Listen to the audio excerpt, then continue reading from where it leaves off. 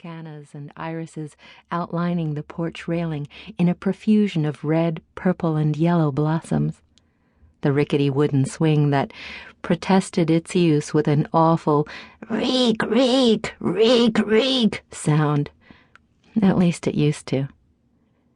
And the white frame house that was the background image behind all the ghostly shadows on the edge of my vision. The ones that hid, frightened. The ones you couldn't look at directly or they'd turn to ash and blow away in little gray whirlwinds. Those shadows beckoned to me from the corner of my eye, from the edge of my reflection in a mirror, a window pane, or a wine glass. They whispered secrets to me about that old house in dreams and screamed crazy images from it into my mind in horrifying night terrors. Somehow, the real house managed to appear just as brooding and foreboding as the dream-warped distortions. The looming 3-story structure was creepier now than when I last saw it 2+ decades ago. The wind picked up.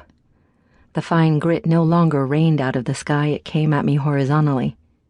It was still only dust, but I really needed to go in, or at least go sit in my car parked on the street. I could stare at the house from the car.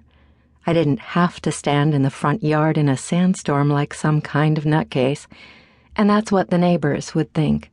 They'd think Anne Mitchell had lost it, that she was as loony as that grandmother of hers who was likely wearing her dress inside out and her shoes on the wrong feet, sitting in a squeaky platform rocker in the parlor behind that big oak door, singing old hymns.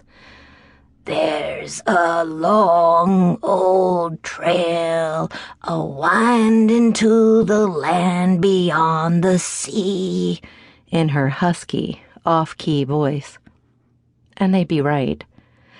Little Annie Mitchell's mind was at least half a bubble-off plum and slipping farther away from level every day. Suddenly the wind slammed into me, almost knocked me off balance, whipped my hair in a frenetic dance. The grit sandblasted the side of my face and my bare arms, filled every breath, gathered in the corners of my squinty eyes, and somehow found its way into my mouth. And it wasn't because I was smiling, so when I bit down, it crunched between my teeth.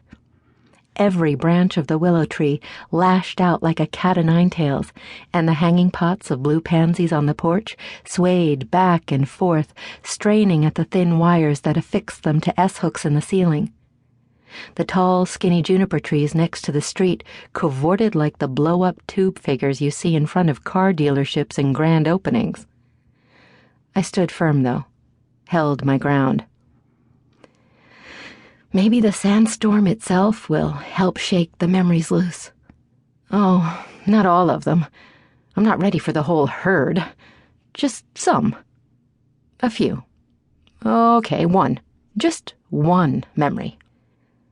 I willed my mind to retrieve a lone recollection, a simple, ordinary memory, and waited to see a thin slice of dark purple haze peek out between the door and the jamb of the place in my head where they were locked away.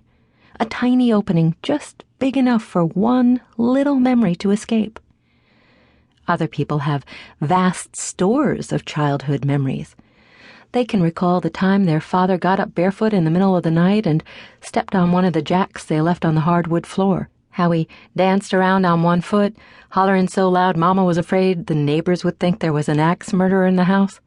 Or the day their little brother almost got his finger bitten off by a snapping turtle and Grandma had to use the pliers to pry its jaws open.